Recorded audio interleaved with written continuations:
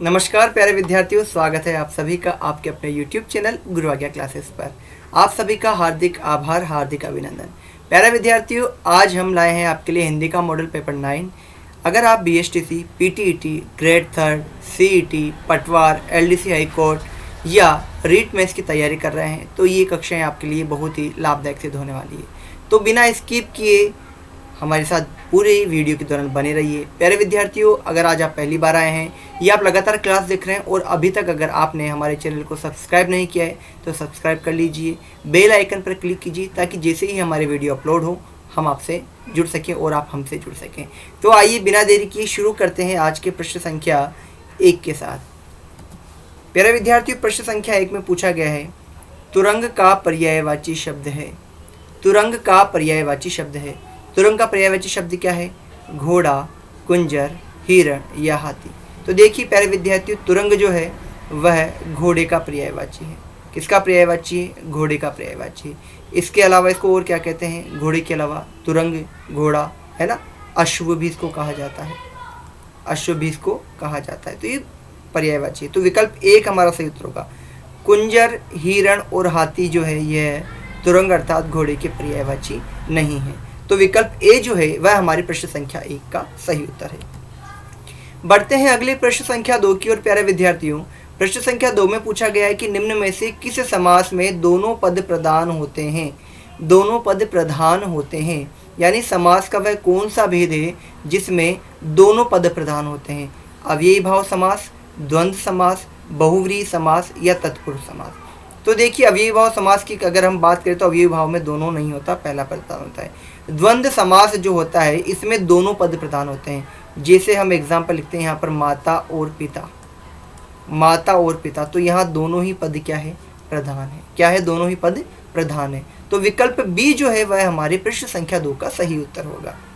बहुव्रीहि में तीसरा यानी अन्य अर्थ होता है और तत्पुरुष समास जो है कारक चिन्हों के साथ जुड़ा होता है। यह हमारी जानकारी में होना चाहिए। बढ़ते हैं प्रश्न संख्या 3 की ओर। प्यारे विद्यार्थियों, प्रश्न संख्या 3 में पूछा गया कि निरामिष शब्द का विलोम क्या है? निरामिष शब्द का विलोम क्या है? विष होगा, सामिष होगा, आवेश होगा या अन्वेषण होगा। तो बताइए निरामिष का अर्थ क्या होता है? प्यारे विद्यार्थियों, निरामिष का अर्थ क्या होता है? शाकाहारी। क्या होता है? शाकाहारी होता है। और सामिष का क्या होता है? मांसाहारी। तो निरामिष का विलोम क्या होगा आपके? विकल्प बी सामिष होगा। बढ़ते हैं अगले प्रश्न संख्या 4 की ओर। और प्रश्न संख्या 4 में पूछा गया है प्यारे विद्यार्थियों, क्रिया विशेषण उपवाक्य का उदाहरण है। 4 वाक्य हमें दिए गए हैं प्यारे विद्यार्थियों, और चारों में से एक वाक्य ऐसा है जिसमें क्रिया विशेषण उपवाक्य सम्मिलित किया गया है। तो वह वाक्य कौन सा है, यह हमें इन चारों विकल्पों में से ढूंढना है। पहला है, जो लोग साहसी होते हैं वे सफल होते हैं। दूसरा, यदि तुम चलते तो मैं भी अवश्य चलता। अब क्रिया विशेषण है यानी क्रिया होनी चाहिए, ध्यान रखना। वह धनवान है परंतु बहुत दुखी है, और वह ईमानदार है इसलिए सबका विश्वस्त है। अब ये देखिए, इसमें क्रिया है कि वह ईमानदार है इसलिए सबका विश्वस्त है। किसी प्रकार की क्रिया है क्या? नहीं। क्रिया है तो क्रिया की विशेषता भी नहीं होगी, और क्रिया की विशेषता नहीं तो क्रिया विशेषण नहीं होगा। वह धनवान है परंतु बहुत दुखी है, क्रिया है कि नहीं है? तुम चलते तो, चलना क्रिया, मैं भी अवश्य चलता, चलता है, क्रिया आ गई। क्रिया की विशेषता क्या है? यदि तुम चलते तो मैं भी अवश्य चलता। क्या विशेषता है? चलते तो मैं भी चलता। तो विकल्प बी जो है यह हमारे प्रश्न संख्या 4 का बिल्कुल सही उत्तर है। पहला, जो लोग साहसी होते हैं वे सफल होते हैं, यह क्रिया विशेषण उपवाक्य नहीं है। तो विकल्प बी जो है वह प्रश्न संख्या 4 का सही उत्तर है। बढ़ते हैं प्रश्न संख्या 6 की ओर प्यारे विद्यार्थियों। और प्रश्न संख्या 6 में पूछा गया है कि अंगारों पर पैर रखना मुहावरे का सही अर्थ है। अंगारों पर पैर रखना मुहावरे का सही अर्थ क्या है? वही 4 विकल्प हमारे सामने हैं। आइए चारों विकल्पों को देखते हैं। पहला ए है, बहुत कष्ट आना। दूसरा है, खुद को संकट में डालना। फिर है, विचलित होना। और उसके बाद है, अपने मन अनुसार करना। तो अंगारों पर पैर रखना अर्थात स्वयं को संकट में डालना, खुद को संकट में डालना। विकल्प बी आप देखेंगे तो इसका सही उत्तर है। अंगारों पर पैर रखना, आप अगर अंगारों पर पैर रखते हैं इसका मतलब आप स्वयं को कष्ट में डाल रहे हैं, कष्टप्रद ही होता है वह। तो विकल्प बी जो है हमारे प्रश्न संख्या 5 का सही उत्तर होगा। बढ़ते हैं अगले प्रश्न संख्या 6 की ओर। और प्रश्न संख्या 6 में पूछा गया है, निम्नलिखित में से किस शब्द में व्यंजन संधि है? निम्नलिखित में से किस शब्द में व्यंजन संधि है? 4 विकल्प है, चारों में से एक व्यंजन संधि का उदाहरण है। तो आइए देखते हैं कौन सा है। पहला है प्यारे विद्यार्थियों देवालय। अगर हम देवालय की संधि करते हैं तो होता है देव प्लस आलय, देव प्लस आलय होता है। और देवालय में कौन सी संधि है आपकी? स्वर संधि। कौन सी संधि है? स्वर संधि। और स्वर में भी कौन सी है आपकी? दीर्घ संधि का उदाहरण है। किसका है? दीर्घ संधि का। अ और अ मिलके आ बना है। फिर बात करते हैं पवन की। पवन जो है वह किससे मिलकर के बना है? पो प्लस अन से मिलकर के बना है। किससे मिलकर के बना है? पो प्लस अन से मिलकर के बना है ना। अव बना है। अव और आव किस में बनते हैं बताइए आपके? अव और आव किस में बनते हैं? अयादि संधि में बनते हैं। और अयादि कौन सी है? स्वर संधि का ही भेद है। बात करते हैं स्वागत की। तो स्वागत का जो संधि विच्छेद है वह सु प्लस आगत होता है। क्या होता है प्यारे विद्यार्थियों? सु प्लस आगत होता है। तो स्वागत में सु के बाद असमान स्वर आया है तो स उ का क्या हो जाता है? वह हो जाता है, स आधा रह गया, है ना। कौन सी संधि हो गई आपकी? यह कौन सी संधि हो गई? यण संधि हो गई। कौन सी संधि? यण। ये भी स्वर का है और ये भी स्वर संधि का ही एक भाग है। बात करते उच्छ्वास की। तो उत प्लस श्वास से मिलकर क्या बना है? उच्छ्वास मिल रहा है। तो उत श्वास में जो उत है इसमें हलंत है, स्वर नहीं जुड़ा हुआ है, इसलिए ये कौन सा हो जाएगा? आपके व्यंजन संधि का उदाहरण हो जाएगा। किसका हो जाएगा प्यारे विद्यार्थी? व्यंजन संधि का उदाहरण। तो विकल्प डी जो है वह हमारे पृष्ठ संख्या 6 का सही उत्तर है। बढ़ते हैं पृष्ठ संख्या 7 की ओर। और पृष्ठ संख्या 7 देखिए, उर्दू उपसर्ग ला किस अर्थ में प्रयुक्त होता है? यानी ला जो है वह कौन सा उपसर्ग है? उर्दू का उपसर्ग है। किसका उपसर्ग है? उर्दू भाषा का उपसर्ग है। और इसका अर्थ पूछा है कि इसका अर्थ क्या होगा? अभाव होना होता है, अच्छा होना होता है, प्रत्येक होता है या बिना होता है। तो देखिए अगर हम कहें ला इलाज, इलाज के आगे ला उपसर्ग जुड़ा हुआ है। इलाज के आगे क्या जुड़ा हुआ है? ला उपसर्ग। इलाज, ला इलाज, बिना इलाज के। क्या हो गया? ला इलाज का बिना इलाज के। ठीक है। तो विकल्प डी जो है वह हमारे प्रश्न संख्या 7 का उत्तर होगा कि ला उपसर्ग जो कि उर्दू का उपसर्ग, उसका अर्थ क्या होता है? बिना होता है। बढ़ते हैं प्रश्न संख्या 8 की ओर। और 8वें प्रश्न में पूछा गया है प्रत्याहार शब्द में उपसर्ग है। प्रत्याहार शब्द में उपसर्ग है परि, प्रति, प्र या परा। तो देखो प्रत्याहार का अगर हम संधि विच्छेद करते हैं तो प्रति प्लस क्या होगा बताइए? आहार, यही होगा। अब देखिए कैसी हुई संधि। यहाँ पर तय में क्या जुड़ा हुआ है? छोटा ई जुड़ा हुआ है। देखो प्यारे विद्यार्थियों। और यहाँ पर क्या है? आ। यण संधि के नियमानुसार ई के बाद जब कोई असमान स्वर आ जाता है तो ई किस में बदल जाता है? य में बदल जाता है। ठीक है, नियम का। अब देखिए हम इसको उतारते हैं यू का यू। यहाँ पर क्या है? प्र। तय में से ई की मात्रा निकल गई तो तय आधा रह गया। ठीक है, यहाँ पर ये आधा, इसमें ये आ जुड़ गया तो क्या हो गया? या। शेष यहाँ क्या बचा है? हार। इसको उतार लीजिए, क्या बन गया? प्रत्याहार। तो प्रत्याहार में उपसर्ग कौन सा आ गया? ये तो उत्तर मिल गया आपको, ये प्रति उपसर्ग विकल्प भी सही होगा। संधि कौन सी हो गई इसके अंदर? आपके यण स्वर संधि हो गई। कौन सी हो गई? यण स्वर संधि हो गई। ठीक है, बढ़ते हैं अगले प्रश्न संख्या 9 की ओर। और प्रश्न संख्या 9 में पूछा है कि इंद्र का अखाड़ा मुहावरे का सही अर्थ है। एक मुहावरा दिया है हमें, इंद्र का अखाड़ा, इसका सही अर्थ पूछा है। चारों विकल्प हमारे सामने हैं। पहला है मुश्किल में पड़ना, दूसरा है मौज की जगह जा होना, तीसरा है दोगुना लाभ होना और चौथा है बुरी तरह धोखा खाना। 4 विकल्प है, मुश्किल में पड़ना, मौज की जगह होना, दोगुना लाभ या बुरी तरह धोखा खाना। तो देखो इंद्र का अखाड़ा, इंद्र क्या है? राजा है देवताओं के। और उनका जीवन कैसा है?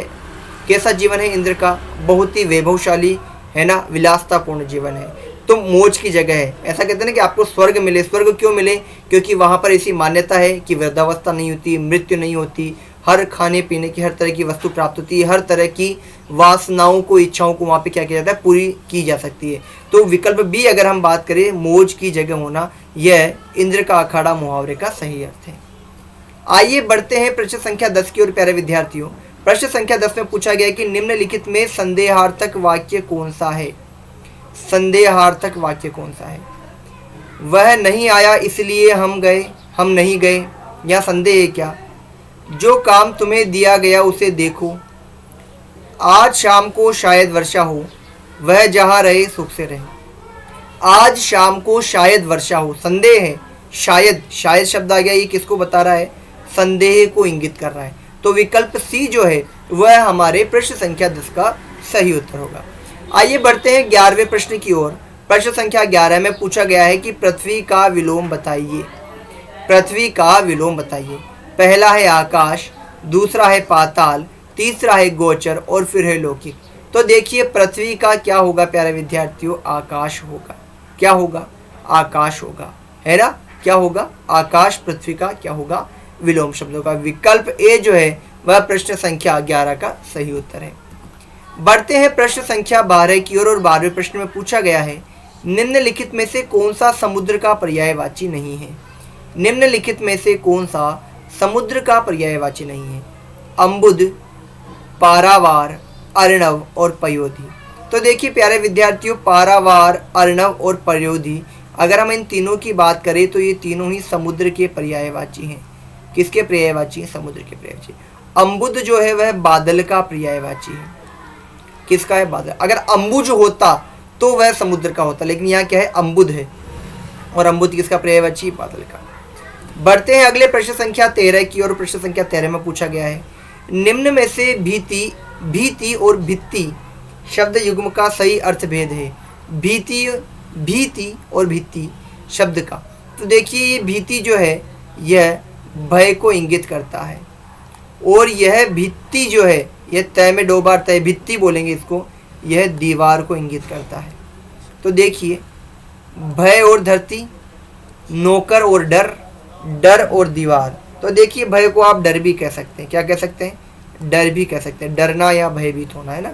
तो विकल्प सी प्रश्न संख्या 19 का क्या है प्यारे विद्यार्थियों? बिल्कुल सही उत्तर है। बढ़ते हैं प्रश्न संख्या 14 की ओर और एक बार फटाफट से कमेंट में राधे राधे बोल दीजिए। अभी तक अगर आपने वीडियो को लाइक नहीं किया है, शेयर नहीं किया है तो शेयर कर दीजिए। अपने व्हाट्सएप पर, अपने इंस्टाग्राम पर, अपने टेलीग्राम चैनल पर वीडियो के लिंक को जरूर शेयर कीजिए ताकि ये वीडियो सभी तक पहुँचे और सभी को इसका लाभ मिले। निम्न में से किस शब्द की वर्तनी सही है? निम्न में से किस शब्द की वर्तनी सही है? भागीरथी, प्रशंसा, परिस्थिति, प्रदर्शनी। तो देखो अगर हम बात करें भागीरथी की, तो भागीरथी जो है वो इस तरह लिखा जाता है, तो ये तो गलत हो गया। प्रशंसा में क्रम बदल दिया है वर्णों का। प्रशंसा यूँ नहीं लिख करके प्रशंसा यूँ लिखा जाता है, प्रशंसा, ठीक है। परिस्थिति में मात्रा की परिस्थिति बदल दी गई है। कैसे? परिस्थिति जो है वो इस तरह लिखा जाता है, ठीक है। तो ये तीनों तो हो गए गलत। प्रदर्शनी जो है वह बिल्कुल सही लिखा है, प्रदर्शनी को इसी तरह लिखा जाता है। तो विकल्प डी जो है वह प्रश्न संख्या 14 का सही उत्तर है। बढ़ते हैं अगले प्रश्न संख्या 15 की ओर और 15वें प्रश्न में पूछा गया है आग लगने पर कुआं खोदना लोकोक्ति का सही अर्थ होगा। आग लगने पर कुआं खोदना लोकोक्ति का सही अर्थ होगा। 4 विकल्प, चारों विकल्पों को पढ़ते हैं। जल्दी से कार्य करना, संकट के समय बचाव के लिए सोचना, मुसीबत आने से घबरा जाना और कुआं खोदकर पुण्य कमाना। तो आग लगने पर कुआं खोदना कैसा है? बिल्कुल ऐसा ही कि संकट के समय बचाव के लिए सोचना। संकट सामने आ गया, अब सोच रहे हो कि बचाव किस तरह किया जाए, तो क्या यह उचित है? नहीं है। अर्थात आग लग गई और अब कुआं खोदने बैठे हो कि इसमें से पानी निकाल करके फिर आग बुझाएंगे, गलत है ना। पहले ही कुआं आपको खोद लेना चाहिए। तो विकल्प बी जो है वह प्रश्न संख्या 15 का क्या है? सही उत्तर है। 16वें प्रश्न की ओर बढ़ते हुए प्यारे विद्यार्थियों, प्रश्न संख्या 16 में पूछा गया है कि 5 तंत्रों का समाहार विग्रह का सही समास है। देखो एक तो होता है समास और एक होता है समास विग्रह। ये क्या है? समास विग्रह है और इसमें समास का पूछा है, सामासिक शब्द पूछा है, एक समास का नाम भी पूछता है। तो यहाँ समास पूछा है। पंचतंत्र, पंचिका तंत्र, पंचातंत्र या पंचम तंत्र। तो 5 तंत्रों का समाहार क्या कहलाता है? पंचतंत्र कहलाता है। विकल्प ए जो है यह प्रश्न संख्या 16 का सही उत्तर है। पंचतंत्र एक पुस्तक है जो विष्णु दत्त शर्मा द्वारा लिखी है, जिसमें जीवन से संबंधित अनेक कहानियों को समावेशित किया गया है। बात करते हैं प्रश्न संख्या 17 की ओर और 17वें प्रश्न में पूछा गया कि अति उपसर्ग से बना शब्द है। अति उपसर्ग से बना शब्द है। अनुकरण, अनुकरण में अनु उपसर्ग आ रहा है। अनाथ में अ उपसर्ग आ रहा है। अत्यंत में बात करें तो अति उपसर्ग आ रहा है, क्योंकि अति प्लस अंत से बना है। कौन सी संधि हो रही है बता दीजिए? यण संधि हो रही है। ई का ये हो रहा है। अधर्म में अ उपसर्ग आ रहा है। कौन सा पूछा है? अति पूछा है, तो अति किस में है? विकल्प सी में है। किस में है? विकल्प सी में। 18वां प्रश्न देखिए प्यारे विद्यार्थियों, निम्नलिखित में से कौन सा शब्द द्वंद्व समास का उदाहरण नहीं है? निम्नलिखित में से कौन सा शब्द द्वंद्व समास का उदाहरण नहीं है? पाप पुण्य, यथाशक्ति, राजा प्रजा या जीवन मरण। तो देखो पाप पुण्य, पाप और पुण्य एक तो और आ रहा है और दोनों पद प्रधान है, तो पाप पुण्य तो द्वंद्व समास का उदाहरण है। यथाशक्ति आपको पता है किसका है? अव्ययी भाव समास का उदाहरण है, अव्ययी भाव का उदाहरण है, तो विकल्प बी हमारे सही होगा। राजा और प्रजा द्वंद्व का है, जीवन और मरण ये किसका है? द्वंद्व का है, तो विकल्प बी जो है यह है द्वंद्व समास का उदाहरण नहीं है। बढ़ते हैं 19वें प्रश्न की ओर। 19वें प्रश्न में दिया गया है कि अरहर की टट्टी गुजराती ताला लोकोक्ति का उपयुक्त अर्थ है। कम मूल्यवान वस्तु की सुरक्षा हेतु अधिक खर्च करना, गरीब होने पर भी धनवान होने का दिखावा करना, बिना सोचे समझे कार्य करना या सामान्य चीज को भी अच्छी सजाना।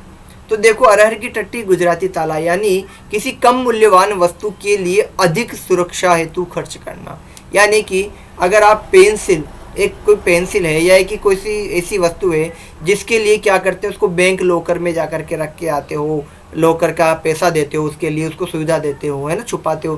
तो एक पेंसिल जो है अगर एक लेखक है तो उसके लिए वह बहुत मूल्यवान है, लेकिन एक सामान्य व्यक्ति है जो लेखन का कार्य नहीं करता है तो क्या उसके लिए वह अधिक मूल्यवान है? क्या नहीं है। तो वह क्या हो गया? अरहर की टट्टी गुजराती ताले के लोकोक्ति वहाँ पर कार्य करती है। तो विकल्प ए जो है वह प्रश्न संख्या 19 का सही उत्तर है। बढ़ते हैं 20वें प्रश्न की ओर। व्यंजन संबंधी अशुद्ध वर्तनी है। व्यंजन संबंधी अशुद्ध वर्तनी है श्राप, खीजना, गणमान्य और सोडा। तो देखिए सोडा बिल्कुल सही लिखा हुआ है, गणमान्य भी सही है, खीजना भी सही है। श्राप जो है इस तरह नहीं लिखा जाता, यह इस तरह लिखा जाता है श्राप, ठीक है, ये शुद्ध शब्द है। तो विकल्प ए जो है यह हमारे प्रश्न संख्या 20 का सही उत्तर है, क्योंकि यहाँ पर श्राप जो लिखा है वह अशुद्ध वर्तनी है। कांता प्रश्न संख्या 21 और कांतार शब्द युग्म का सही अर्थ युग्म है। कांता और कांतार शब्द युग्म का सही अर्थ युग्म है सुंदर स्त्री और जंगल, बहन और घर, जंगल और सुंदर स्त्री, घर और बहन। बताइए क्या होगा? कांता कहते हैं सुंदर स्त्री को, किसको कहते हैं? सुंदर स्त्री। और कांतार किसको कहते हैं? जंगल को। किसको कहते हैं? जंगल को। तो विकल्प ए जो है वह हमारे प्रश्न संख्या 21 का क्या है प्यारे विद्यार्थियों? बिल्कुल सही उत्तर है।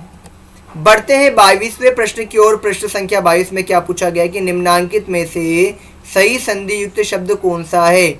निम्नांकित में से सही संधि युक्त शब्द कौन सा है? गति प्लस अवरोध गत्यावरोध है क्या? गति प्लस अवरोध गत्यवरोध होगा, ये तो गलत है।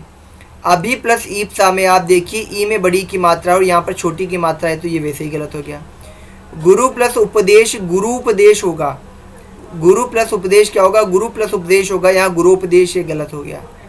लघु प्लस उत्तर में ऊ और ऊ मिलकर बड़े ऊ की मात्रा बिल्कुल बन रही, तो विकल्प डी जो है वह हमारे प्रश्न संख्या 22 का बिल्कुल सही उत्तर है।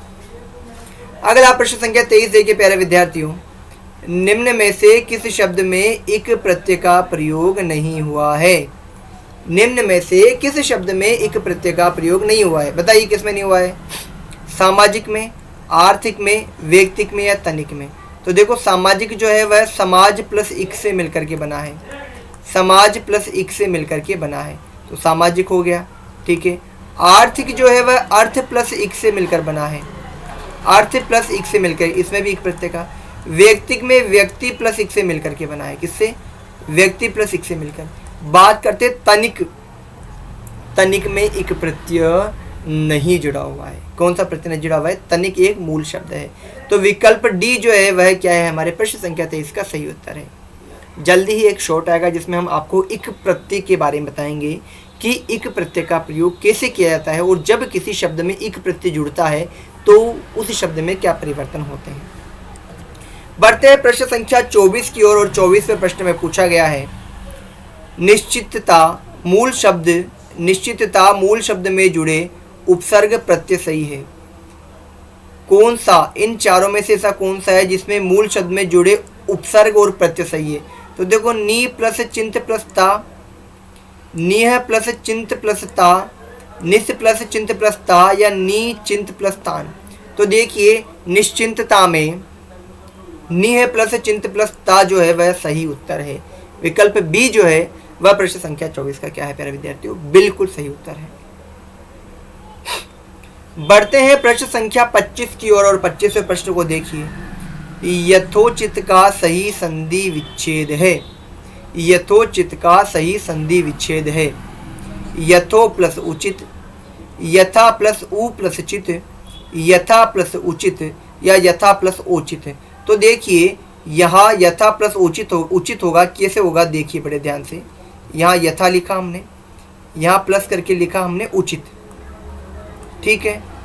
यहाँ पर आ है और यहाँ पर ऊ है, यहाँ पर आ है और यहाँ पर ऊ है। आ के बाद जब ऊ आता है तो वह क्या बनता है, ओ बन जाता है। क्या बनता है, ओ। कौन सा है, गुण संधि के अंतर्गत। किसमें बनता है, गुण संधि में। तो यहाँ पर क्या बन जाएगा, ये यथोचित बन जाएगा। क्या बन जाएगा, यथोचित। तो विकल्प सी जो है वह हमारे प्रश्न संख्या 25 का सही उत्तर होगा। बढ़ते हैं 26वें प्रश्न की ओर और प्रश्न संख्या 26 पूछ रहा है, जिसको थोड़ा ज्ञान हो वाक्यांश के लिए सार्थक शब्द होगा। जिसको थोड़ा ज्ञान हो, अनभिज्ञ, अज्ञ, अभिज्ञ या अल्पज्ञ। थोड़े ज्ञान वाले को क्या कहेंगे, ज्ञ यानी ज्ञान, अल्प यानी थोड़ा। तो विकल्प डी जो है वह हमारे प्रश्न संख्या 26 का सही उत्तर होगा। 27वां प्रश्न देखिए, जिसका वर्णन नहीं हो सकता वाक्यांश के लिए सार्थक शब्द है। जिसका वर्णन नहीं हो सकता उसको एक शब्द में क्या कहेंगे, अवर्ण्य, अल्पभाषी, अभेद्य या दर्शनीय।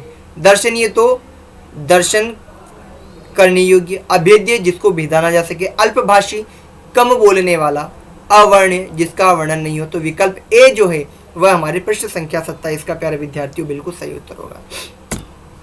28वां प्रश्न देखिए, 10-12 लोगों ने उसे बुरी तरह पीटा, रेखांकित पद में कौन सा समास है। 10-12 लोगों ने उसे बुरी तरह पीटा, यहाँ पे हम लिख देते हैं